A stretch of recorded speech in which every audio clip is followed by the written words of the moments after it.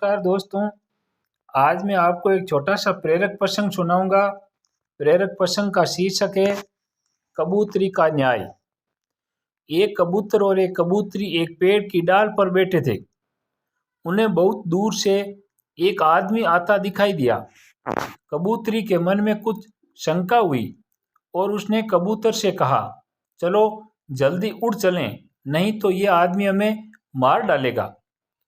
कबूतर ने लंबी सांस लेते हुए इत्मीनान के साथ कबूतरी से कहा, भला उसे गौर से देखो तो सही, उसकी अदा देखो, लिबास देखो, चेहरे से शराफत टपक रही है।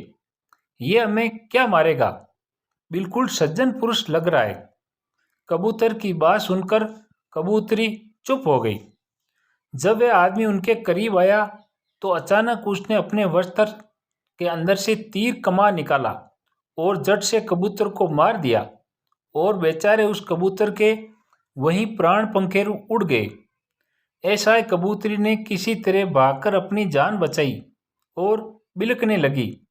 उसके दुख का कोई ठिकाना न रहा और पल भर में ही उसका सारा संसार उजड़ गया। उसके बाद वह कबूतरी रोती हुई अपनी फरियाद लेकर उस राज्य के राजा के पास गई और राजा को उसने पूरी घटना बताई। राजा बहुत दयालु इंसान था। राजा ने तुरंत अपने सैनिकों को उस शिकारी को पकड़कर लाने का आदेश दिया। तुरंत शिकारी को पकड़कर दरबार में लाया गया। शिकारी ने डर के कारण अपना जुर्म कबूल कर लिया।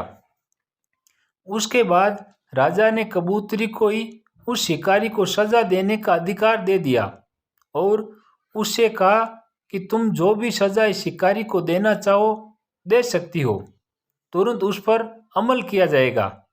कबूतरी ने बहुत दुखी मन से कहा, हे राजन, मेरा जीवन साथी तो इस दुनिया से चला गया, जो फिर कभी भी लौट कर नहीं आएगा।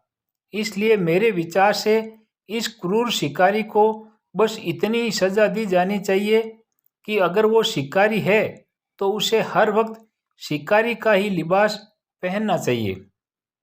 ये शराफत का लिबास वह उतार दे, क्योंकि शराफत का लिबास ओढ़कर धोखे से घिनौने कर्म करने वाले सबसे बड़े नीच और सिर्फ समाज के लिए हानिकारक नहीं होते, बल्कि अपने कुकर्मों के फल के दंड स्वरूप अपना वंशनाश तो निश्चित ही वह कर लेगा। किसी को रुलाने वाला कभी सुखी नहीं रह सकता। 2-4 दिन या जब तक जीवन रहेगा वह चैन से नहीं रह सकता। कबूतरी ने कहा, जब हम किसी को जीवन दे नहीं सकते तो किसी का जीवन लेने का अधिकार मुझे नहीं है।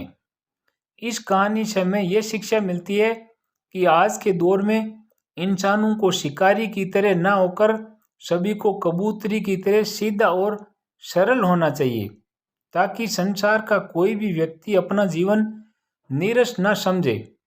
और शिकारी की तरह सज्जन लगने वाले लोगों से हमें सावधान होना चाहिए।